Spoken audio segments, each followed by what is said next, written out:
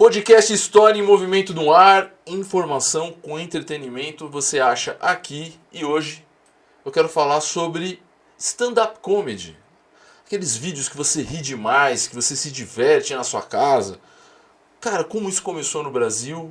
De onde veio? O que é esse estilo de stand-up comedy? Para falar sobre isso eu trouxe alguém muito gabaritado nesse assunto, que sabe tudo, que estava aqui quando tudo isso era mato, que participou dessa história, senhor Fábio Lins. Porra, Fábio Lins, caralho.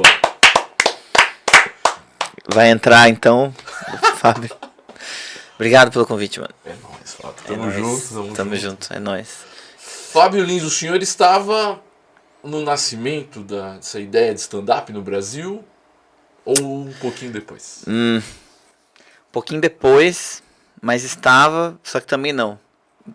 Por quê? É complexo, né, mano, esse debate, é bem complexo.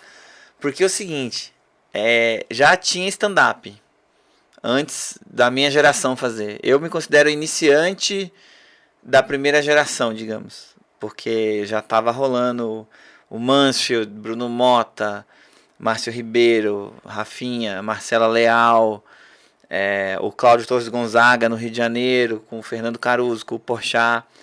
Essa galera, o Diogo Portugal, em Curitiba, já estava ali no início de assumir esse nome, né? Comédia stand-up.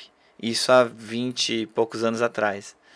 O Luiz França, o Robson Nunes, numa época que não tinha muito stand-up mesmo, era muito sketch, né? Tipo Terça Insana, era alguém fazendo um personagem, mas numa mesma estrutura de stand-up, né? Tipo, então a diferença, né, do stand-up pro personagem é alguém, tipo Paulinho do Gogó, é um personagem que tem um texto original que ele escreve pra fazer piada, então tipo, é como se fosse um stand-up de um personagem. Sim. Entende? Só que aí veio o stand-up, que é você com você mesmo, você com o seu nome, com a sua roupa, sem nenhuma maquiagem, máscara, peruca. Então, isso começou com essa galera. E logo eu também comecei, eu vi eles fazendo, né? E logo também já entrei. Quantos anos você tinha? Eu tinha 17, né? Então... Imagina você com 17 anos começando a fazer comédia. O que você tá fazendo agora? O Fábio fazia stand-up. Uhum. Eu assistia, né, esses caras, e o Diogo Portugal, né? Eu vi muito. E o Fábio Silvestre, que é um outro comediante que já é muito um bom ator e faz comédia pra caralho. Nunca fez stand-up, mas fazia personagem. Era meu amigo, me chamou pra fazer. Como é o nome dele? Fábio Silvestre. Fábio Silvestre. Ele é muito bom. E agora ele tá entrando no stand-up. É engraçado, que ele teve muita resistência em fazer stand-up. Ele gosta mais de atuar, de fazer personagens e tal. Enfim, então, aquela resposta que eu dei no começo é complexa porque... Então a gente pode falar que essa geração tem uns 20 e poucos anos aí. Eu tenho 20. Certo. Então eles já estavam, alguns já estavam uns 2, 3 anos antes fazendo. Então tem uns 23 anos, 25 anos talvez.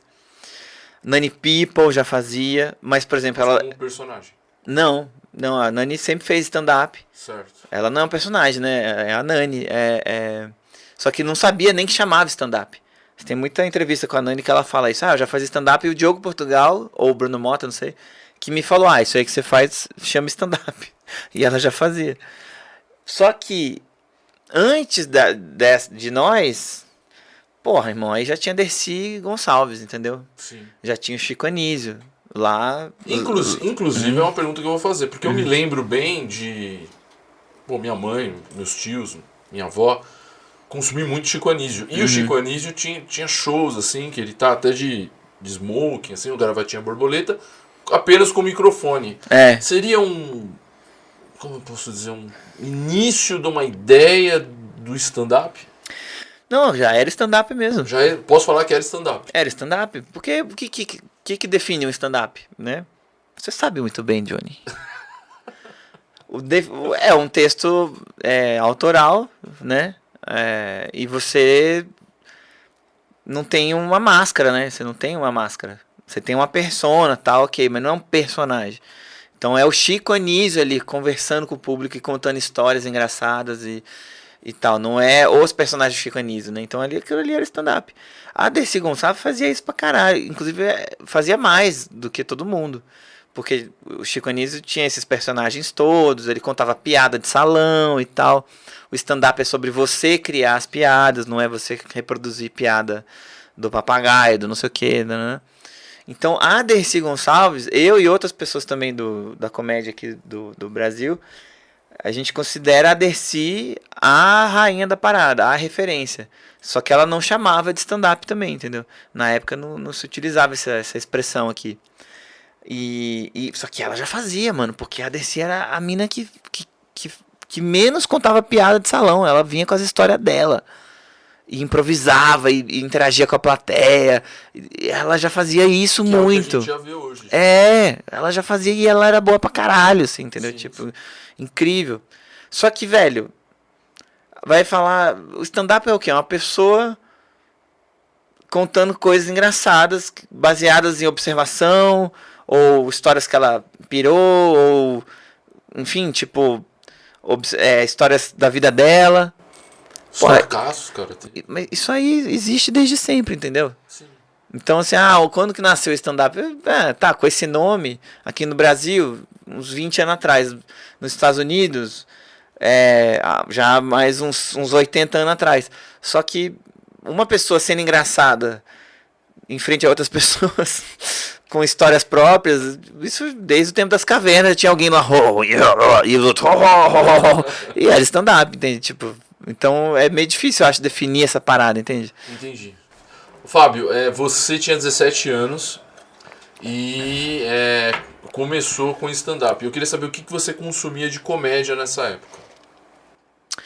Porra, eu pirava você em... consumia comédia, certo? Sim, super. Eu via muito o Diogo, né? O cabaré do Diogo Portugal. Certo. Que era um show que era perto da minha casa. E quando você sacou que, tipo, é isso aí que eu vou fazer e... Quando as pessoas davam risada, né? Falei, olha, eu consigo ser engraçado. Da hora, mano. Se pá, é isso aí, né? Mas eu assistia muito o Diogo Portugal e o time dele, do cabaré do Diogo Portugal, que era o Fábio Silvestre, o Hélio Barbosa, o Miau Carraro, e cada um fazia um tipo de humor completamente diferente. Mas aí eu era um cara do teatro, né? Mas quando você diz assistia, você ia até o Eu ia até o show, era perto da minha casa o show. Era um bar lá que chamava Era Só Que Faltava, em Curitiba. Certo.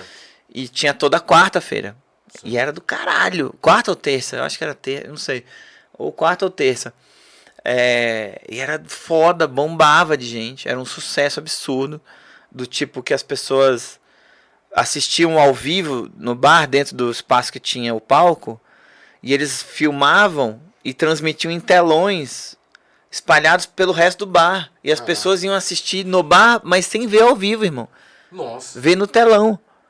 E ria. Pra caralho. Ria. E era engraçado porque tinha um delay, né? Porque quem ouvia a piada ao vivo ria primeiro, e tinha um delay da câmera. Aí o salão 2 ria depois e o salão 3 ria depois. Então você nem bebia no bar, só ia pra ver a comédia. Não, você comia e bebia e tal. Só que essa porra era um sucesso, irmão. Era incrível, assim. E eu ia lá também, dava muita risada. Só que eu era do teatro, né? Assim, eu sou ainda. Até tô voltando a fazer teatro agora também. Você pode falar sobre a sua peça? Sim, sim. Mas então, assim, eu consumia muita coisa de teatro, de comédia também, sacou? De palhaçaria, de circo, comédia dell'arte, improvisação. Então, pra mim, que você perguntou, né, quem eu assistia, assim, era isso, as peças e de desenho, essas coisas. Puta, eu gostava muito de South Park, né, cara? Sim. South Park me quebrava as pernas, assim. Também assistia tudo, mas o South Park foi o que eu ria de verdade, assim, eu ria do tipo, caralho, é muito engraçado essa merda. O filme do South Park, eu fui ver 4 vezes no cinema. Nossa, cara, 4 vezes? Era muito foda South Park, cara. E tinha a ver comigo, um humor mais adolescente, escatológico, né, eu era moleque e tal. Então eu consumia muito essa porra, mas era isso, porque não tinha nem internet, né, irmão, não tinha nem YouTube. Sim. Agora, Fábio, vamos lá. Embora você, como consumidor de comédia, você se considerava um cara engraçado no seu universo, na sua família, nas festas de família você era o cara que fazia as piadas, ou na escola você era esse cara, ou não? Ou você curtia a comédia, mas você ainda não se via como alguém que promovia a comédia? Mano, eu na infância não era muito engraçado, eu acho. Eu era mais introspectivo, tímido, assim, e não era muito engraçado, não. Na adolescência eu fui Foi mudando. fui encontrando essa coisa de fazer piada. E aí acho que sim, que eu acho que eu era um cara engraçado, mas não era também engraçado Igor Guimarães engraçado, entendeu? Eu era engraçado, tinha umas tiradinhas. Era engraçadinho, eu era engraçadinho. Igual meu pai, uma vez que eu tava com ele, aí alguém me reconheceu assim. Aí o cara, ô, teu filho aí é famoso, né? Meu pai olhou assim, é famosinho, né? Não é? E tá certo, eu não sou nem famosinho, mas enfim. Mas eu não era engraçado pra caralho, eu era engraçadinho, assim. Não, depois você pode contar aquela história do ônibus que te confundiram, e falaram que você trabalhava num programa, no CQC. E... Ah, nossa, eu nem lembrava dessa, é verdade. Isso rola muito. E as pessoas acham que eu sou o Maurício Meirelles, e chama de Fábio Rabin e Léo Lins, né? Eu mesmo, nunca sou eu mesmo, eu sou sempre alguém um outro. Entendi. Fábio, você disse que nos Estados Unidos, uns 80 anos aí, essa estrutura de stand-up que a gente... Caralho. Calma. A estrutura do stand-up A da cadeira. mudou junto com a da cadeira, gente. Peraí, vamos trocar de cadeira, mano. A gente pega aquela ali, Eu ó. encostei pra trás e ela foi... Não, mas ó, já deu, é só eu não Fábio, encostar. não, melhor, mas... Ó, dá eu tô pra... assim, ó. Não, ela não vai cair, é só que eu tomei um susto. Mas dá pra gente trocar, se quiser. Tá suave. Tá gravando, a gente edita. É, né? Mas acho que tinha que deixar esse momento. Você quer tirar o melhor momento do programa? Vai ser esse, né, mano? Se você quiser, vambora, a gente deixa. Não, pelo amor de Deus, tá tudo certo. Vai virar um corte sensacional. A comédia nasce do erro, né, irmão? Dos acidentes. O Mickey está aqui, Buster Keaton. debulhando de Olha rir aqui. Eu até esqueci, mas vamos lá. Nos Estados Unidos, há uns 80 anos, já se fazia stand-up. Sim, sim. Acho que sem cair das cadeiras e tal. Sim. E esse pessoal que veio antes de você, que você falou que já tem mais de 20 anos, porque não tinha internet, hoje tudo é muito fácil. Uhum. Como é que rolou se rolou talvez esse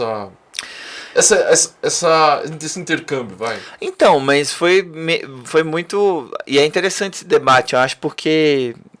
Enfim, não é um debate, né? Mas essa história, porque... Nasce de gente com privilégio, né, mano? Porque essas pessoas, elas iam para os Estados Unidos e assistiam lá, entendeu?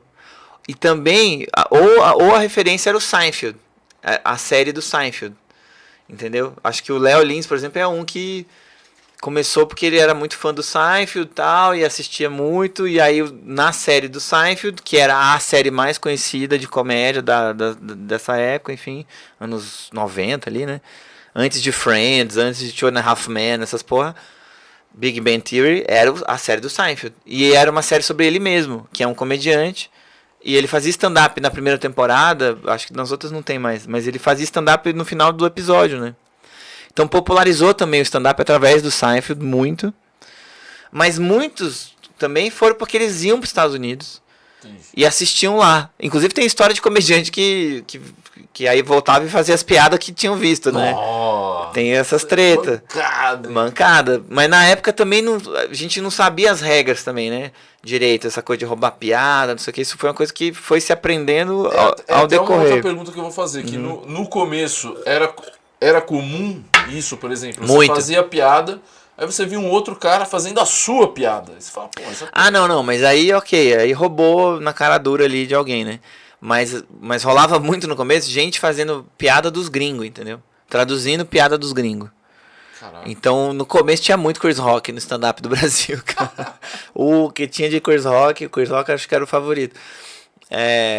Gente que fazia os textos traduzidos. Então, de novo, essa parada do privilégio no sentido de ver, pô, primeiro quem que aprendeu sobre stand-up? Quem pôde ir para os Estados Unidos? E depois, quem falava inglês? Quem estudou inglês? Porque aí já traduzia uns vídeos, ou uns DVD que tinha, sei lá, da onde que conseguia assistir um show do Chris Rock, passava num canal fechado, de repente, e começava a imitar e traduzir as piadas, tá ligado? Aí a gente começou a descobrir e debater, e aí as pessoas foram se ligando que, stand-up não é isso, stand-up eu tenho que escrever minhas piadas. E essa parada morreu. Né? Se você quer ser um comediante, você escrever as suas piadas, né? Não pegue a piada do amiguinho, hein? Isso dá uma merda gigante. No stand-up é um rolê que não rola. Só que é curioso isso, porque a gente também aprende por imitação, né? Sim. Então é meio natural esse processo. E em outros meios isso não é tanto um problema. Na palhaçaria não é um super problema, por exemplo. Tem muita gente que vai reproduzindo números. No teatro, tem grupos de teatro que às vezes também pegam, mas aí eu acho que já não é tão legal.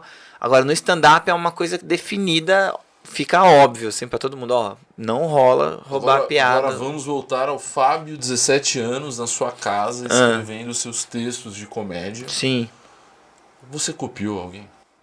Eu copiei, na primeira vez que fui fazer stand-up, eu peguei 2 piadas de um livro de piadas. Ah, mas aí, Era piada de um livro lá. Foi só isso, mas eu nunca roubei piada de ninguém. Ah, legal. E essas 2 piadas que eu peguei, eu logo parei de fazer também. Engraçado isso, porque como não era uma coisa minha, em algum momento, em um show, eu simplesmente parei de contar. Eu esquecia dessas piadas, porque eu estava muito mais conectado no texto que eu tinha escrito, né? Certo. E que tinha a ver com a minha verdade, com as minhas histórias. E essas outras eu parei de fazer automaticamente, assim. Mas eu nunca roubei ninguém. Já roubaram piadas de você? Já roubaram. Você pode não falar que é o...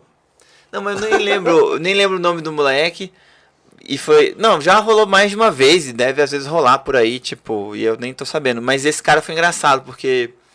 Eu fui fazer um show em Brasília. Um grupo que tava começando lá me convidou. E na época eu acho que eu tava mais em evidência. Fui no Faustão, fiz umas coisas assim que deram, né, uma exposição. E eu fui fazer show lá. E aí a galera tava meio constrangida, assim. E eu nem percebi, mas eles estavam num clima meio estranho. Por que acontece? Eu fui fazer show num lugar que tinha um moleque que toda semana fazia as minhas piadas. E aí eu tava lá, então... O pessoal com aquela cara, você já ouviu isso tipo, em algum lugar, né? Só que o que acontece? Só os comediantes sabiam. O público não sabe, entende? Não tinha referência. Então, o moleque, que não era do show, ele era tipo um convidado do show, mas que ia lá direto e fazia minhas piadas.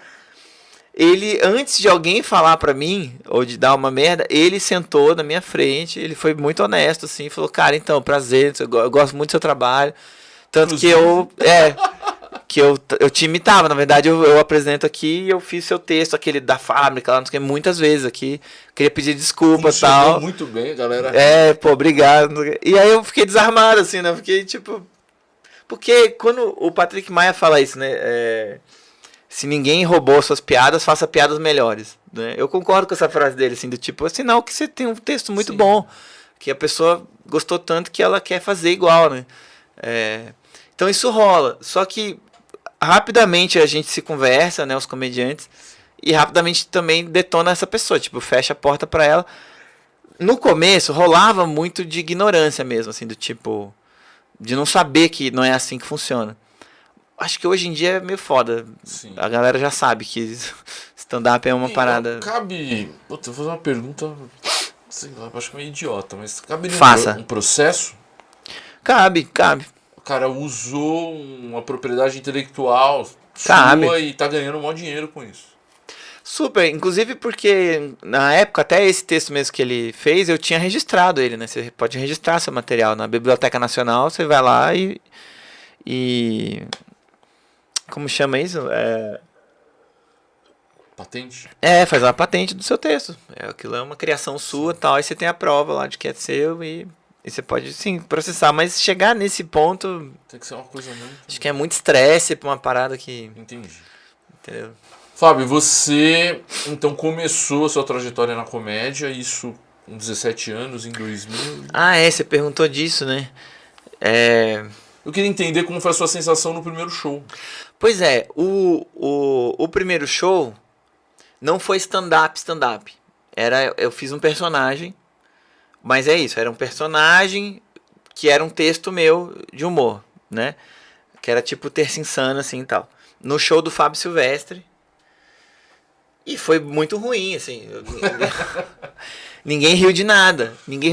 Só que o que acontece? O texto funcionava, o texto era bom. Certo. O texto, inclusive, era muito bom. Assim, de verdade. Faltava um time, assim?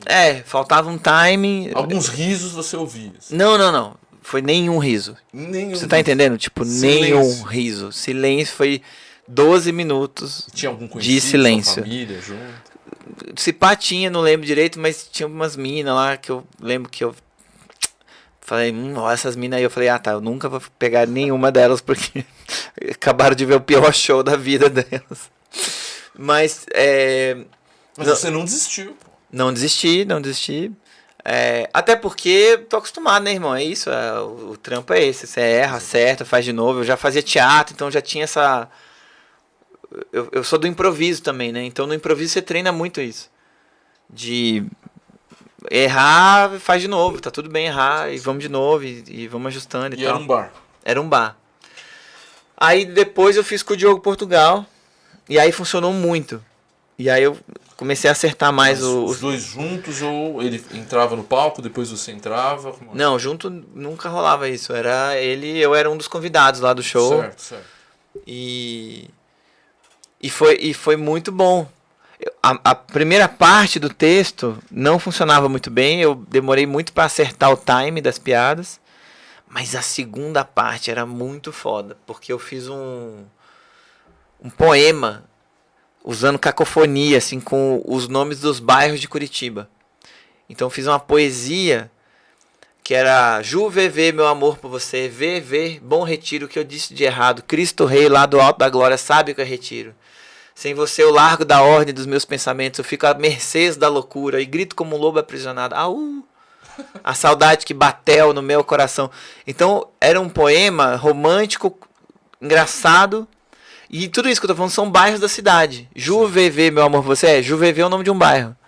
Bom Retiro, que eu disse de errado, Bom Retiro é o nome de um bairro. A saudade que bateu no meu coração, Batel é o nome de um bairro. Então quem era da região sacou na hora. É um texto pro curitibano. E as pessoas riam muito, assim, tipo, muito, era muito absurdo. Até hoje, quando eu vou pra lá, as pessoas pedem esse show, esse texto. Às vezes esse vídeo circula no WhatsApp da galera de Curitiba. Esse texto virou depois um curta-metragem, a gente fez um filme, ganhou prêmio, não sei o que, tipo... Foi muito louco. E foi, tipo, o meu primeiro texto, mano, de stand-up que nasceu... A premissa dele nasceu num curso de teatro, fazendo uma cena com uma amiga minha, a Nath, que até hoje é artista, é palhaça e tal. A gente fazia uma cena que tinha essa ideia inicial de usar o nome dos bairros pra significar outra coisa, não o nome do bairro em si. E aí daí me veio a ideia do tipo, puta, isso é legal, hein? Posso fazer mais isso. E aí eu me enfornei uma semana e fiquei escrevendo essa porra e encaixando o nome dos bairros. E eu não consegui fazer com todos, mas eu acho que Curitiba tem, sei lá, 70 bairros e eu consegui fazer com 54 nomes de bairro, assim, uma parada... Entendi. Você não posso dizer... Você não podia esquecer, né? Esse negócio, tinha muita coisa pra você, dos nomes, pelo que eu vi que você fez aqui. Era um texto longo, assim, difícil, cara. Difícil de fazer. Difícil, mas eu fazia muito e com o tempo eu ia memorizando, né? Tanto que até hoje eu sei ele. E às vezes eu esquecia também umas partes. Às vezes as pessoas me lembravam. Porra, tu esqueceu da... Pô, ficava engraçado. Mas era massa, porque era interessante a minha apresentação quando eu comecei a fazer... Porque era isso, as pessoas não davam nada, assim, falavam, nossa, esse moleque é ruim, hein? Só que acabava muito bem. Então começava muito mal. E acabava do caralho. Então as pessoas ficavam meio assim, porra, não sei se ele é bom, se ele é ruim, ele é meio... Foi legal, mas nossa, aquela parte inicial foi uma merda. E o começo foi assim, né? Foi assim. Que legal, Fábio. Fábio, Curitiba então, não sei se a palavra é essa, mas... sei lá, berço do stand-up, do começo dessa história. Cara, também, mas não é o único berço, né? O Brasil é muito grande e tinham pessoas fazendo coisas parecidas no mesmo tempo. Rio de Janeiro. Então, mas o Diogo é um dos caras, assim, que primeiro começou. Eu acho, inclusive, que a Marcela Leal, uma vez conversando comigo, falou que o Diogo já estava muito mais preparado que a galera de São Paulo. Porque o Mansfield, o Rafinha Bastos, o Danilo, o Oscar, essa galera começaram a se reunir pra fazer stand-up. Mas o Diogo já tava fazendo. E ele já tinha muito material, assim, ele já tinha muito número. Ele já tinha ido pros Estados Unidos? Super, já.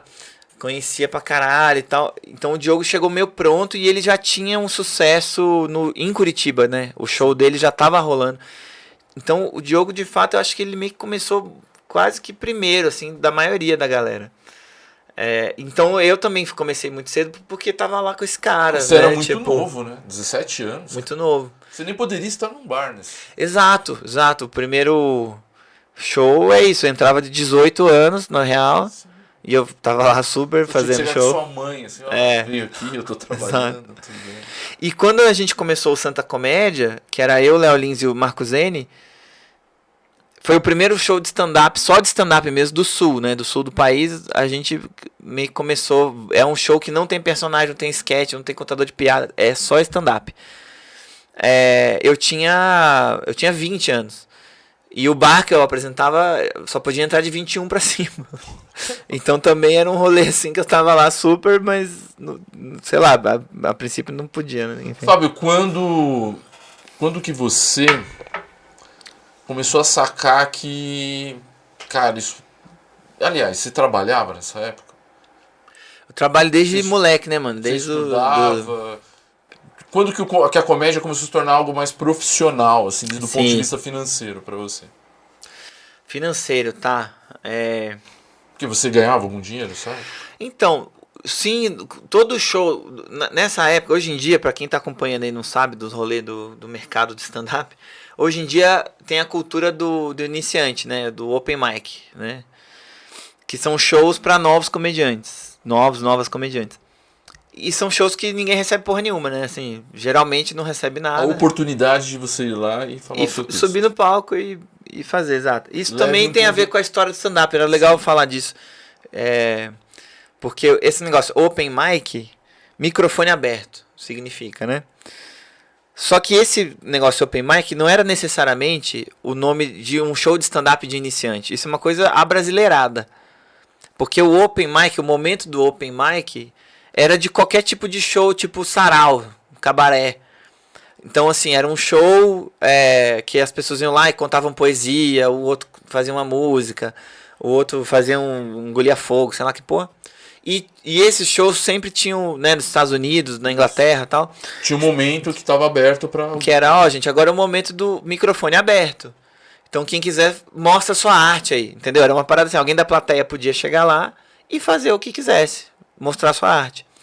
Você vê um pouco disso no Miss Maisel, aquela série da Amazon. Tem um filme do James Brown que a primeira oportunidade dele é essa. É um open mic. O microfone tá lá, ele fala... É engraçado que o pessoal da banda pergunta assim pro James Brown. Tá, e quando que a gente vai fazer ele? Agora. Mas a banda tá tipo no intervalo e ele rouba o público, né? Ele vai lá... Isso não é um open mic, tá? Isso é ser pau no cu mesmo. Mas que bom que ele foi pau no cu. Porque aí James Brown, né, irmão? Foda demais. Não, e o cara era o Little Richard. Também é genial. Isso, entendeu? Puta que pariu, foda. Ele forçou o open mic. Ele falou, agora é minha vez, vamos lá. Então essa cultura vem desses momentos, né? Só que aí chegou no Brasil e virou essa coisa do chama open mic, né? Iniciante de comédia chama open, inclusive. Mas na sua época nem era assim, porque... Não, na minha época não tinha. Era ou você fazia ou não. Ou você fazia uma entrada inteira, ou você entrava e segurava 15, 20 minutos, 10 minutos, ou... Tá, e quando você não... Por exemplo, você... Que é totalmente comum. Você não foi bem. Os caras mais experientes, tipo... Pô, Fábio... Cara, normal, faz parte, é isso aí. Super, porque inclusive não tinha ninguém, né, irmão? Então a gente precisava se ajudar.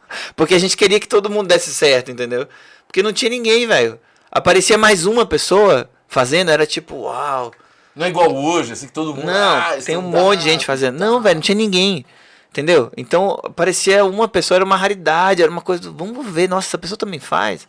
E era uma merda, mas tá, segue fazendo. E a pessoa melhorava, né? Porque, então... Mas eu tava falando antes do negócio do open mic, não, que era do dinheiro? Não, que era? Quando que ficou mais profissional a parada pra vocês, você falou, meu, tô trabalhando com comédia. Então, interessante, porque todo show que eu fazia, eu recebia. Né? O Diogo lá, se não me engano, acho que pagava, sei lá, R$150, não sei. Eu fazia mais que muita gente aí. Exato, na época, fazia uma entrada lá, 15 minutos, ganhava R$150. Pra mim era lindo, eu tinha 17 anos, mano, 18 anos. Caralho, ganhei dinheiro, Pô, dei mas risada. tem umas piadas lá, ganhei Contei umas 150 piadas. pau. Foi uma parada tipo, caralho, que legal. Autoestima. Só que eu já faço trampo de ator profissional desde os 13 anos. Então eu fiz trampo com 13 anos, com 15 anos, desde que eu fazia comercial, fiz filme, fiz série, umas paradas. TV Cruz. TV Cruz, fiz essa porra. Que era muito. Essa porra eu tô falando Não, assim, era muito pô, legal, tô eu xingando a assistia parada. TV Era Cruz, muito era bom legal. pra caramba. Era muito legal. Um abraço pro Michael Ruhlman, diretor, e pra Jussara, a maluca. Não, agora fala quem você era na TV Cruz, que senão vai ficar meio... Ninguém lembra nunca, né? Mas eu era o Marlon, eu fiz o vilão. Na época que o Disney Cruise foi pra sábado, né? E virou uma historinha, tinha uma novelinha, assim, pá. Eu fazia um vilão e tal. Então, mas aí na comédia, eu acho que foi quando eu, com os meninos que eu falei, o Santa Comédia, a gente fez o nosso grupo. Porque aí a gente, puta, então agora é nós. Agora eu não vou lá de vez em quando no show do Diogo, eu não vou lá de vez em quando no show de não sei quem, fazer uma participação e Já tô de com boa. 20 anos já. É. Agora é. Não, agora é o nosso grupo, a gente tem que trazer público, tem que fazer piada toda semana, tem que escrever texto novo. Deu um foco a parada, assim. E eu só tinha 2 textos. Um era muito, muito ruim, o outro eu adaptei do personagem e tal. Então eu comecei me fudendo muito, assim. Eu errava muito, fazia muito show ruim. Um ano, assim, me fudendo e tal. Cara, 1 ano. Sim, a gente apresentava toda segunda. E a gente ficou 3 anos em cartaz. E um ano, o primeiro ano foi foda, assim. Pra mim foi muito foda, porque eu era muito ruim. Fazia 1000 outras coisas. E tipo, e foi aprendendo a fazer stand-up já fazendo, entendeu? Não tinha open mic, é isso. As pessoas já estavam pagando pra assistir um show, que eu tô pagando pra ver um show de comédia, cara. Faz aí. Então, demorou. Aí no segundo ano a gente começou a acertar muito, o show foi ficando muito bom. E no terceiro ano era um sucesso do caralho, assim, o show era muito foda, lotado toda semana, dava grana, era legal pra caralho, assim, era muito legal. Mas era um trampo, mano, foi Muitos um textos, escrito, muito, velho, vai e volta. E aí comecei a ter, você fazia, sei lá, uns 15 minutos por show, 15 a 20. Aí eu eu nem tinha isso, né? Aí comecei a ter, pô, agora eu tenho 30 minutos. E agora? Puta, agora eu tenho 40. Agora eu já consigo revezar os textos, né?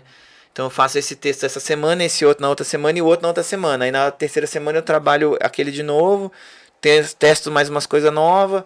Puta, deu certo, aumenta mais um pouco. Puta, agora eu tô com 50 minutos. Agora eu já consigo. E esse trampo de tá escrevendo, testando, tá escrevendo e fazendo. Fábio, você comentou as pessoas daqui do Brasil que eram influências, que são influências para você, acho que até hoje. Mas você já consumia algo de fora? De comediantes do exterior que você curtia? Cara, eu consumia através do Multishow. O Multishow, na época, ele passava um festival que é muito foda lá do canal, da Just for Laugh. Só pra rir, né? Esse festival é muito, muito grande, é um festival de comédia que tem no Canadá. E o Multishow, o canal Multishow, ele transmitia esse festival. E eu adorava essa merda, irmão. Eu lembro de ver, não sei, toda tarde passava, eu chegava da escola e tal. E eu lembro de ver essa parada. E tinha muito stand-up nesse negócio. E era com legenda, né? Então eu lembro de ter contato através do Multishow mesmo. Quem eram os caras que se apresentavam? O cara que marcou, que você... Inclusive eu te mostrei ele no curso. É verdade. Pra quem não sabe, eu fiz o curso de stand-up com o senhor Fábio Lins. Exatamente. Fazer um merchan. Escola da Comédia. Escola da Comédia. Sensacional, entendeu? Você gosta de stand-up, você quer aprender, você pode falar com o professor Fábio Lins, que ele vai ensinar tudo. E mais um pouco. Então... não sei se você lembra dessa aula, mas tem uma aula que eu mostro vários vídeos, a gente vai vendo vários comediantes. Um deles é o Jim Breuer, que é um cara que faz um texto muito engraçado sobre como é que funciona a bebida na barriga, no estômago. Sim, eu lembro do texto. Lembra? Exatamente. Que aí chega o saquê, aí chega a tequila, chega a cerveja, não sei o quê. Então, essa porra eu vi, cara, com, sei lá, 16 anos no Multishow. No Just for Life, nunca esqueci essa parada. Uma das paradas mais engraçadas que eu vi na minha vida, esse negócio. Então, essas referências eu tinha ali pelo Multishow, assim. Porque eu não sabia quem era Seinfeld, eu não sabia nada de stand-up. Eu comecei a fazer stand-up, eu não sabia o que era. Eu não tinha referência. Eu sabia fazer teatro, e no teatro eu me dava bem na comédia. E criava textos engraçados, fazia umas poesias, fazia umas paradas assim. Então eu fui meio que fazendo através do que eu já tinha conhecimento do teatro. Mas stand-up não... Tem algum show que deu uma merda muito grande que hoje é engraçado, assim, que você pode contar pra gente dessa época? Não, mas eu fui no podcast do Vilela, né? E foi foda, sacanagem. Qual é o limite da comédia? Qual é o limite do humor? Fazer um episódio inteiro, Puta limite que do pariu. humor com o Fábio Lins. Não, mas teve um show que foi zoado, mano. Nossa senhora. Eu fiz um show num casamento. Casamento? Casamento. Só que não era um casamento qualquer, mano. Era um casamento muito esquisito, velho. Porque era um casal muito rico. Muito rico. Certo. E a pira foi assim, eles queriam realizar todos os sonhos que eles tinham no casamento. Então imagina que eles fizeram um brainstorm. E aí, como é que vai ser nosso casamento? E eles não tiraram nenhuma ideia, entendeu? Todas as ideias tinha lá. Eu quero que tenha um palhaço, vai ter. Eu quero que tenha banda de heavy metal, vai ter. Eu quero que tenha uma oração de uma missa no meio, vai ter. Stand-up. Eu quero que tenha um cara que fique fazendo caricatura das pessoas, vai ter, entendeu? Eles eram bem ricos, então. Não, muito rico. Eles trouxeram família da Europa, entendeu? Para o casamento. Não, era uma parada outro nível, assim, outro nível. E entre as paradas, stand-up, o cara conhecia meu trabalho e queria que eu estivesse lá no casamento dele. O meu agente, na época, falou, meu irmão, não vai ser uma merda. E eu precisava da grana. Eu falei, desculpa, eu preciso da grana, velho. É isso, eu vou. Já é aquele momento que você tava ganhando um dinheiro, já tava... Não, o momento que eu não tava ganhando dinheiro, porque... não, sim, já tava trabalhando com isso. Trabalhando, mas não tava... Aliás, eu nunca tive assim, né, irmão? Sempre, puta que pariu. Tô esperando essa época chegar. E aí, velho, eu cheguei lá e era isso, era uma loucura, assim, tipo... bandas, cover do Kiss, aí entrava a banda cover do Metallica, aí tocava uma música balada. E a noiva de noiva, assim? Mano, e aí tinha 1000 coisas, e sei lá, e fliperama. Nossa. E aí tinha criança, e a família da noiva, acho que era alemã, então metade da festa não falava português, e outra parte da família era evangélica, e os amigos do cara eram metaleiro. Então, velho, era uma mistura que não... Você nunca ia encontrar essa mistura, entende? Essas pessoas não se encontram. Você tá entendendo? Então, foi o pior show da minha vida, assim, porque Alguém nada que prestou atenção? Não, todo mundo, só que era uma merda, um show, assim, que, tipo, ninguém ria. Vou te falar, tinha um casal que ria na frente, porque qualquer outra piada que eu fizesse, alguém ficava meio sem graça de rir, porque aí os evangélicos não gostavam de uma parada. Os metaleiros achavam outra parada muito leve. Aí os alemão não entendiam.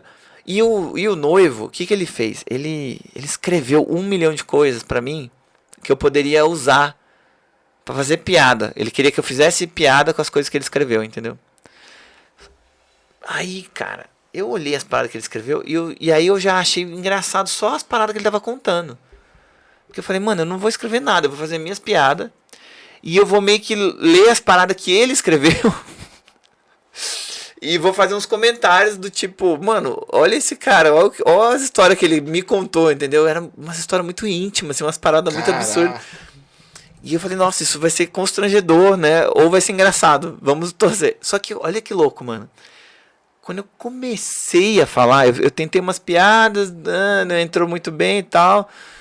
Mas aí eu vou pras piadas do noivo, eu vou falar. Aí eu tirei o papel assim, então, olha só o que o noivo me mandou. Nossa. No que eu falei isso, a noiva tava assim, do lado do palco, na frente, todo mundo via ela. Meu irmão, ela me deu um pitão assim. No meio do show? No meio do show. Ela deu um gritão assim. Olha o que você vai falar de mim, hein? Fez assim, velho. Mas brava. Tipo assim. Clima bom pra show. Exato. E aí, a partir desse momento, quem tava disposto a rir, já não ia rir de mais nada, entendeu? Ficou tenso, né? Assim. Porque a gente sabe que o casamento é a festa da noiva, né, caralho? Sim. E ela fez assim, comediante, se você rir da minha cara, acabou. E o que você fez? Eu guardei a carta e falei, não, imagina, que eu não vai falar nada não. Não, mentira, eu acho que eu tentei ainda, tipo, falar, fica tranquilo, nada demais. Mas aí também não funcionava. E se fosse funcionar, as pessoas já não estavam dispostas a rir, porque a noiva proibiu. Sim. Ela era tipo a gerente da empresa. Sim. Naquele dia. E aí só tinha um casal que ria. Tinha um monte de criança sentada na frente. Cara, era assim... Não dá pra fazer piada pesada, mas leve demais também, não sei o quê. Aí eu fui perguntar o nome de um cara. Foi só perguntar o nome do cara, irmão. Assim, eu nem ia zoar ele, não era nada demais. Assim, eu não lembro o que eu fiz, que eu fiz um improviso e eu falei, amigo, como é seu nome? Eu não esqueço a cena, ele tava tomando um uísque, assim, ou um Campari, devia ser um desses de Campari. E aí ele, cara, eu juro pra você, ele falou assim, vai tomar no cu, irmão. Ele falou assim, velho. E aí uma hora, eu tava já desesperado, eu tinha que ficar meia hora, passou 7 minutos e eu queria sair do palco correndo. E quanto tempo era o show? Era pra ser tipo meia hora e eu saí do palco acho que com 12 minutos. Mas com 7 eu já tava querendo morrer. E aí uma hora eu falei, foda-se, eu vou fazer as piadas pesadas, porque essas tipo sempre entra. E de fato começou a entrar, só que ao mesmo tempo as crianças estavam ali na frente. Só que aí as pessoas começaram a rir. Aí eu falei, finalmente alguma risada nessa merda. Só que aí, no mezanino, tinha um mezanino assim, tava a parte da família evangélica. Nossa. Aí um tiozinho, ele levantou e falou, amigo, chega!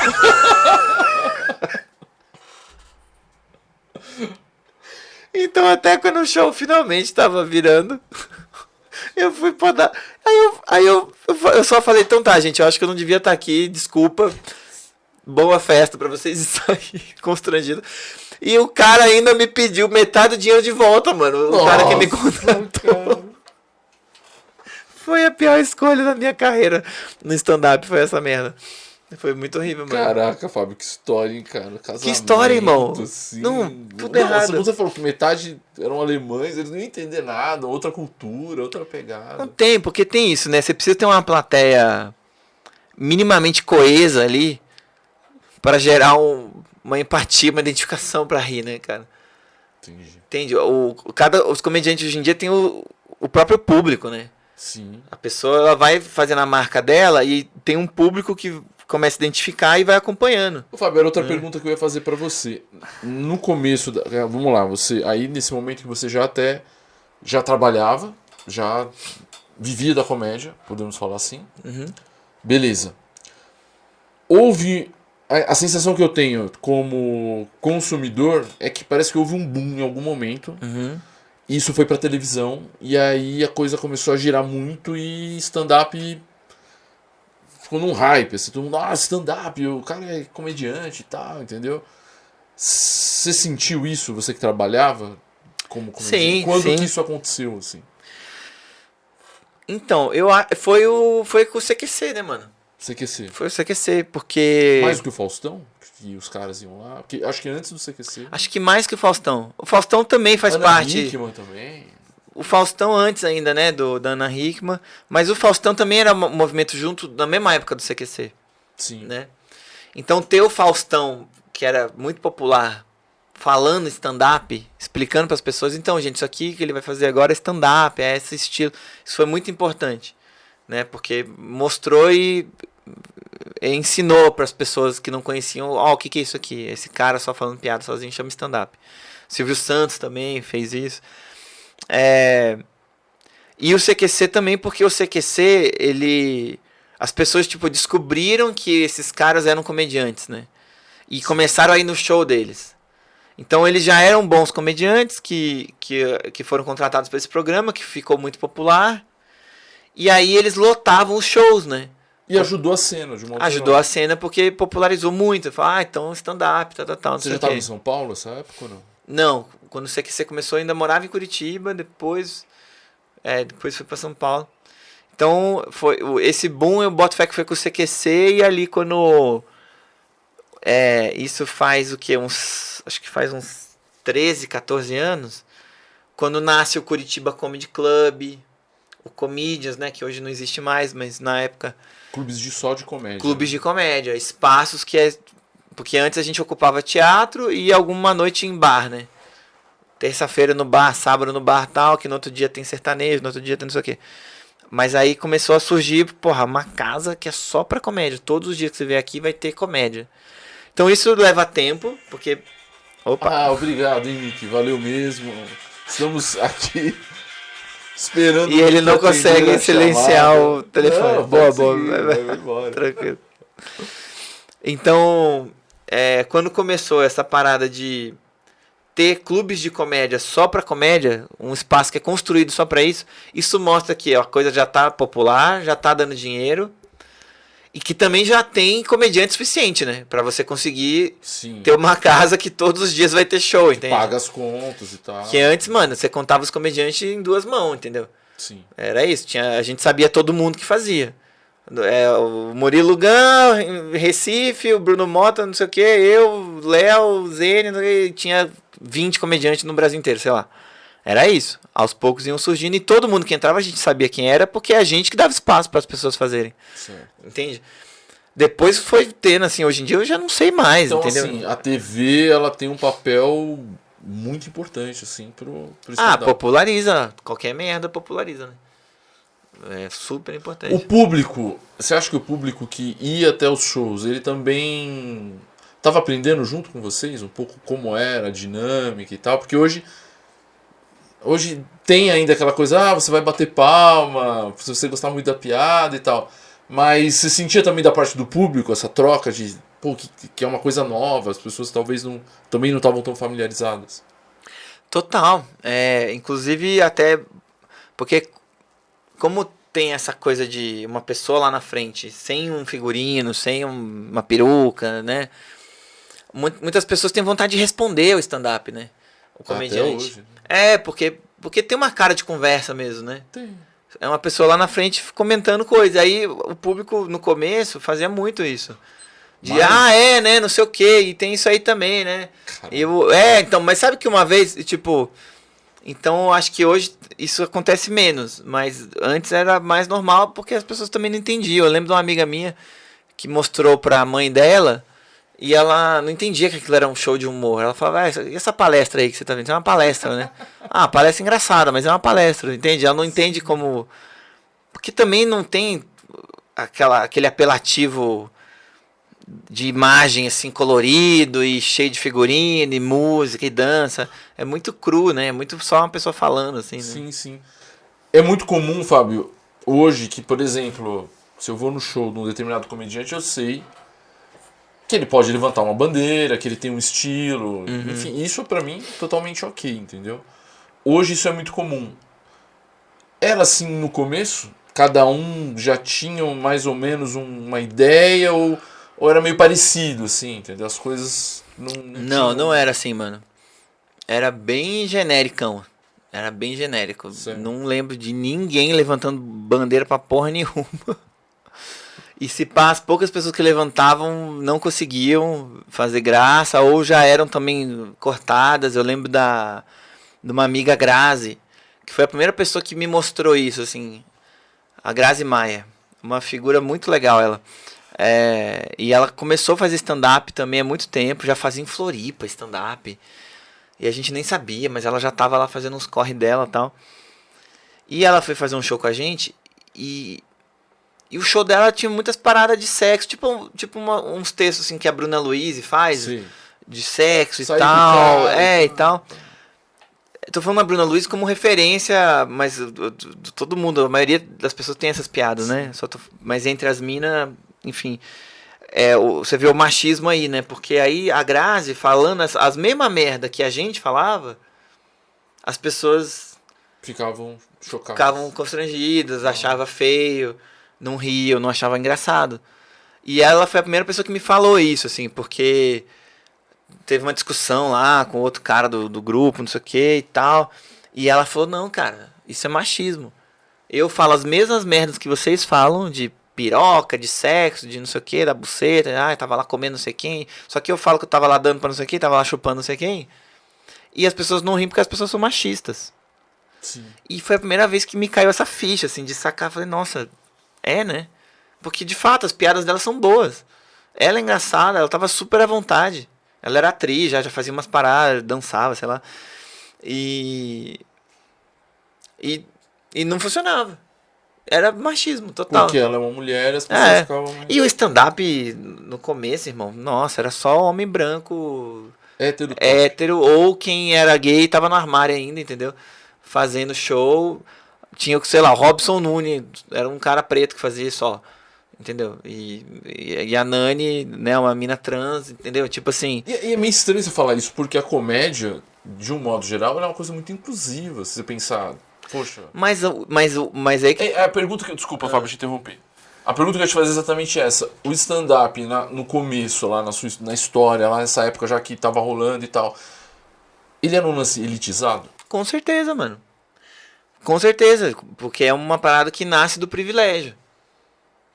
Tanto do privilégio de informação, porque eu tenho que saber inglês, por exemplo, pra aprender stand-up, pra ler um livro de stand-up. Quem que 20 anos atrás tinha acesso a inglês, falava inglês? Entende? Quanto mais pra trás você vai, mais caro era alguém ter um curso de inglês. Não é normal. Hoje em dia tá até mais popular. As escolas acho que já estão ensinando inglês normal e tal. Todo mundo, talvez, a maioria das pessoas sabe um pouquinho, entende umas palavras. Mas então já era uma parada de privilégio, certeza, assim, porque você precisava ter uma grana pra saber inglês. O outro aprendeu porque ele foi nos Estados Unidos e assistiu, caralho. E não era um rolê da periferia. Assim. Não, irmão. Então, se você vê a galera que fazia stand-up, a exceção de verdade era a Nani People, mano. Sim. Porque a Nani veio de um rolê da night, da galera, entendeu? Transe, drag, pai, shows e balada e sei lá, essas que era um outro rolê. Mas de resto, era uma galera super privilegiada, assim. E era só isso, você vê pelo perfil, assim, era só gente branca, classe média ou média alta. Maioria de homens, né? Maioria homem. E uma galera que, tipo assim, como eu, entendeu? Que, tipo, poderia se dar o privilégio de passar o dia escrevendo piada, entendeu? Pra testar à noite. Quem que pode fazer isso, mano? O maluco que mora na perifa e, porra, acorda 5 da manhã pra pegar o busão, pra ir trampar 8 horas e se fode, chega em casa. Meu irmão, esse cara não tem tempo pra escrever piada, ele quer comer. Ou ele mora longe e o show é no centro da cidade. Muita mina passa por isso, de, eu não vou porque eu tenho medo de voltar tarde, entendeu? E eu vou de ônibus, então eu não consigo entrar na comédia. Porque eu não tenho carro, não tenho dinheiro pra Uber, eu preciso pegar transporte público. Então entende como tem um recorte, sacou? Ainda hoje você acha que... Sim, mas pra tudo vai ter esse recorte. Ainda hoje tem, só que hoje tá mudando. Eu acho que o meu curso, inclusive, Não, fala sobre o seu curso até. Pois ele tem uma relevância nisso, pela insistência e pelos anos que eu tô fazendo essa parada. Então, a longo prazo, eu vejo que ele tá gerando uma transformação. Eu já tô dando aula há 10 anos. E as bolsas que eu dou, acho que eu dou bolsas há uns 6 anos. Então, eu dou bolsa, dou desconto para as minas, eu dou desconto para a galera preta, eu dou bolsa integral para as pessoas transgênero, pessoas com deficiência, povos originários. E eu vejo cada vez mais tendo mais essa galera interessada no curso. Essa galera sempre quis estar lá no show, sempre quis estar fazendo, mas não se enxergava no show. Então eu tenho muito estudante que chega no curso com medo. Que fala, eu gosto muito de stand-up, eu amo stand-up, mas, eu sou um cara trans e eu sou sempre o alvo, né? Então eu nunca me senti à vontade, porque eu vou num show, eu sou humilhado, entende? Tipo, nossa. Tá ligado?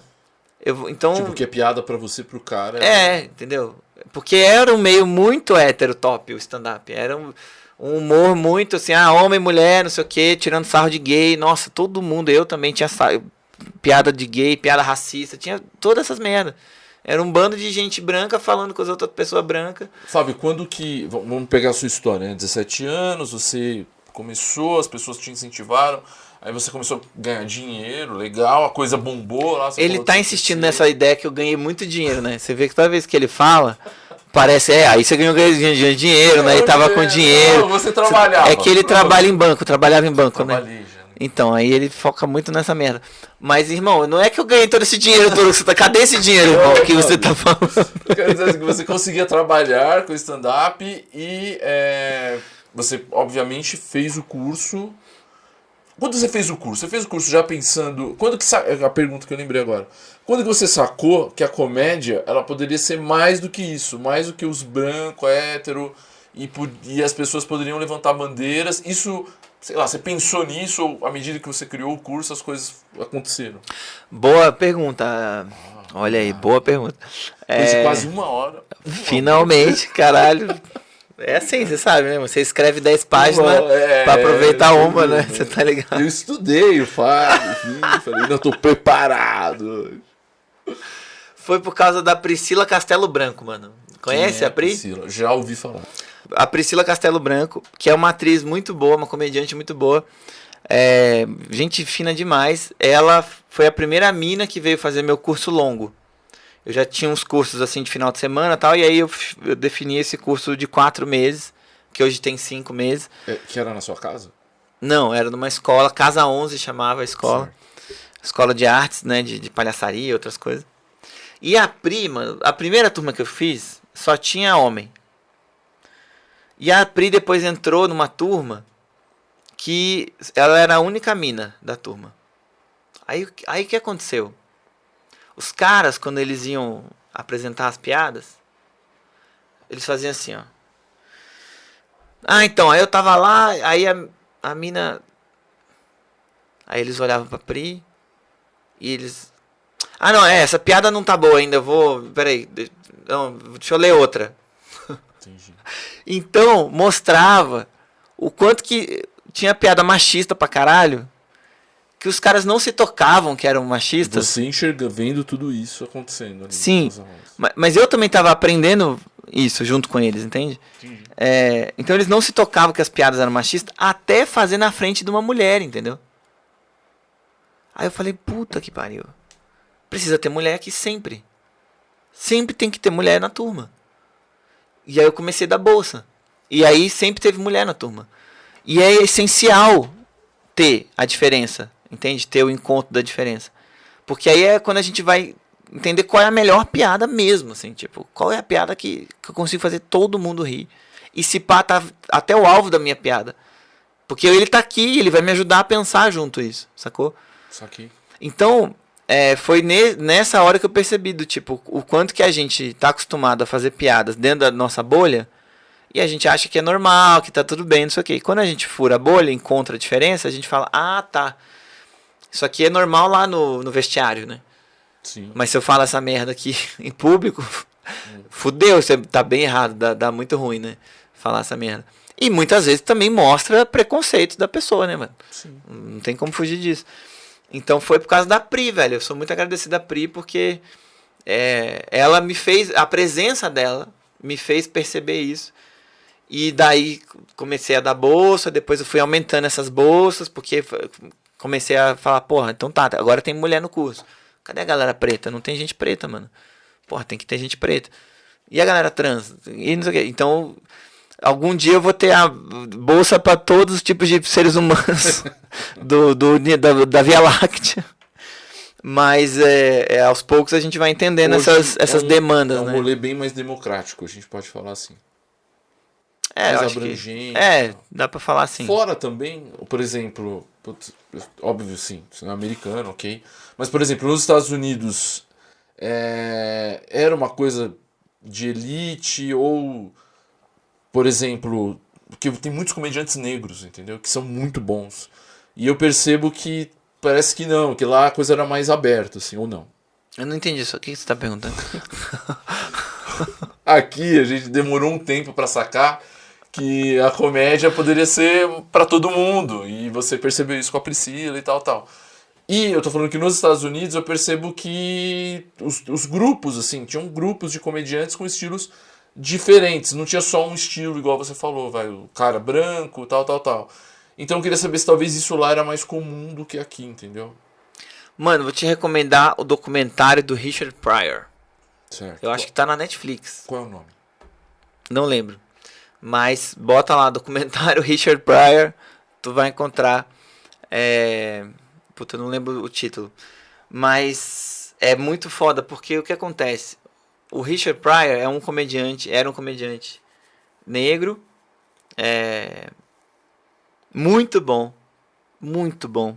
Ele é um dos melhores, tá sempre nas listas dos melhores da história. O Richard Pryor tá lá. Em algumas listas ele tá no topo, inclusive. E ele fazia humor pra agradar branco. Nossa. Ele era contratado lá pelos clubes, pelo não sei quem, o programa de TV, papapá. Mas ele tava sempre fazendo um humor que era tipo, o que paga minhas contas, o que vende, o que agrada, papapá. E no documentário mostra essa virada dele. Quando ele começa a falar, mano, o que eu tô fazendo, velho? Eu tô fugindo da minha essência, né? Eu tô fugindo da minha verdade, eu tô me prostituindo, né? Nessa parada aqui.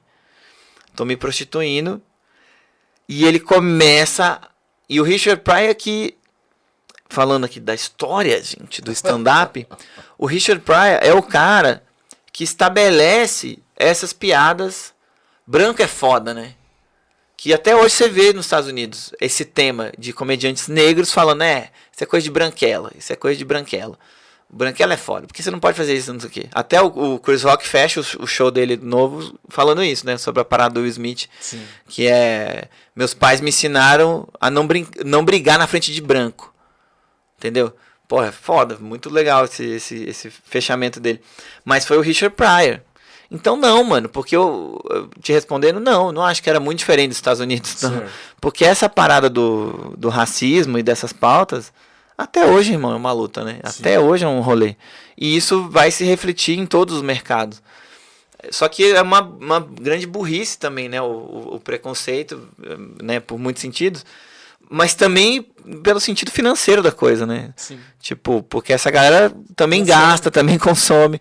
Então, acho que também é difícil definir o quanto que a gente está ganhando consciência ou o quanto que é o capitalismo aprendendo sobre, olha, trans também compra, hein? Negro também tem dinheiro, hein? A escravidão acabou por causa disso, né?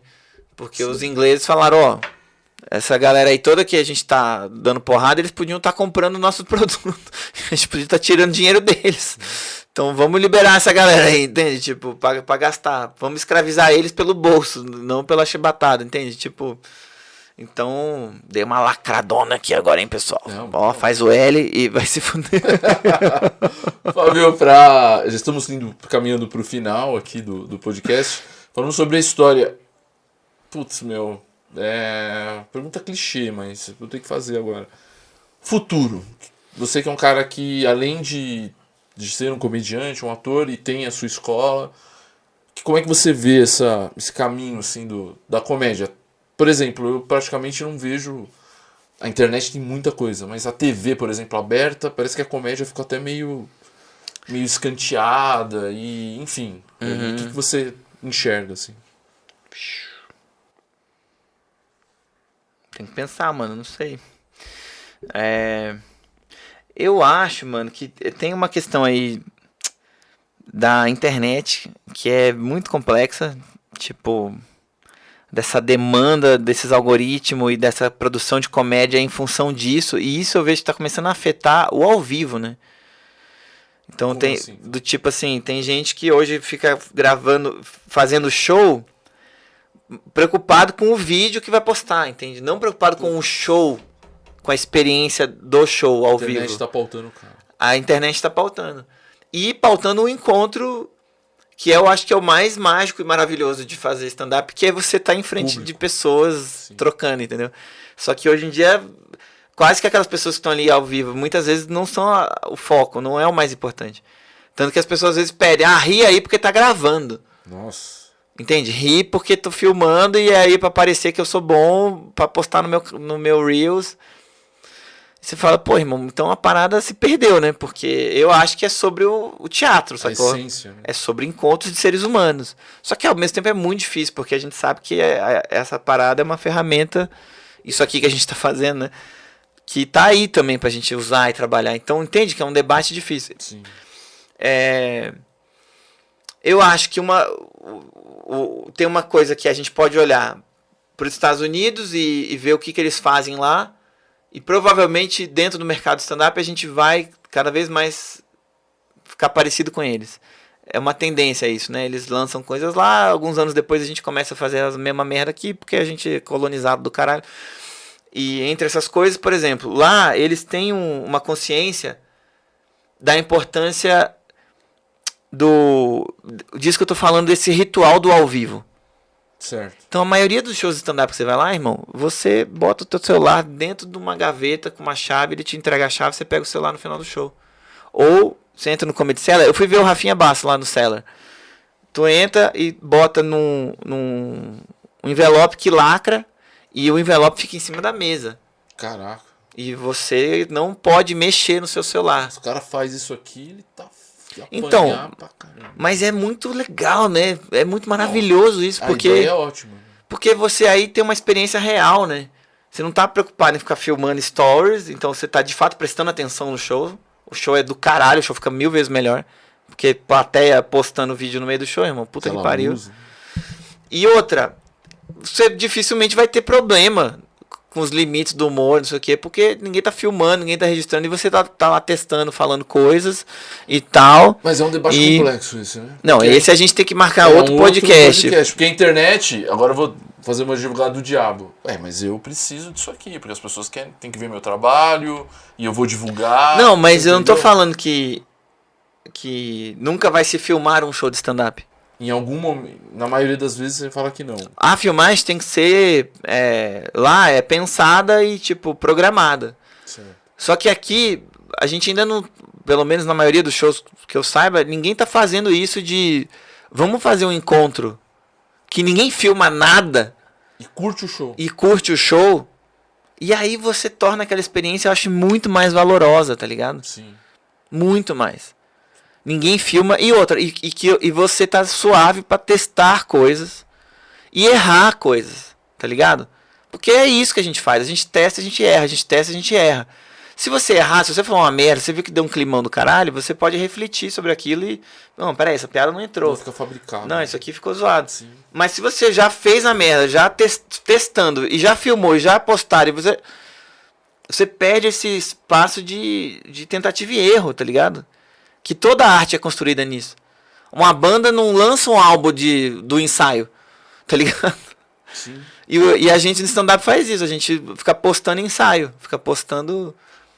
Muitas vezes posta uma parada que não tá pronta, Então eu acho que pro futuro do stand-up, eu acho que a gente vai chegar nesse lugar, assim, de ter uns clubes de comédia que vão deixar a parada mais ritualística, assim, mas tipo, ó, isso aqui não se filma, você entra aqui...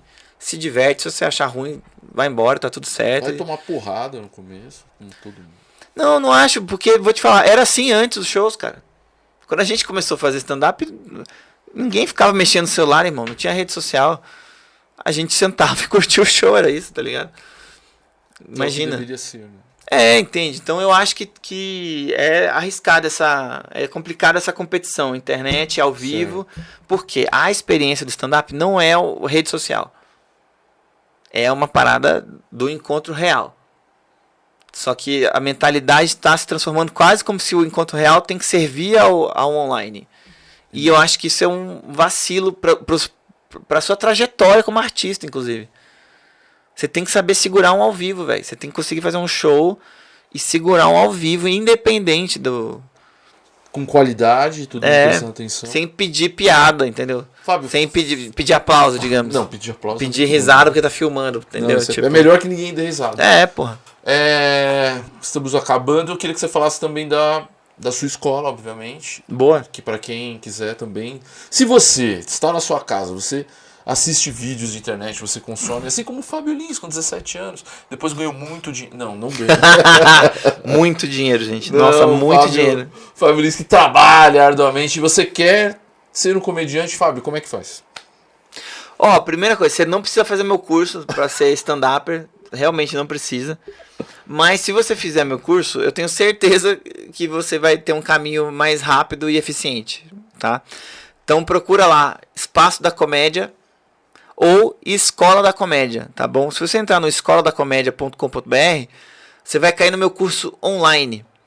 Lá já tem uma aula, inclusive para como você fazer uma piada, lá disponível de grátis para você. E você pode fazer meu curso online, que tem muito conteúdo. Se você estiver em São Paulo, procura o Espaço da Comédia, espaçodacomédia.com.br, ou me procura nas redes sociais, Fábio Lins aí no Instagram, tal, eu uso bastante. Eu te mando as informações e aí tem os cursos ao vivo comigo. Tem o curso de stand-up, tem curso de improvisação e volta e meia eu chamo outros professores também para dar outros cursos bacanas, especiais, pelo Espaço da Comédia. É isso. Pessoal, vamos lembrar, deixe seu like, se inscreva aqui no História em Movimento, no canal. Fábio, de coração, obrigado mesmo, de verdade. É nóis, mano. E eu vou te chamar mais vezes, hein? Temas sobre comédia, sobre história, outros comediantes. É um prazer. Prazer, mano. Valeu, receber você aqui. Valeu, pessoal. Obrigadão. Tamo junto.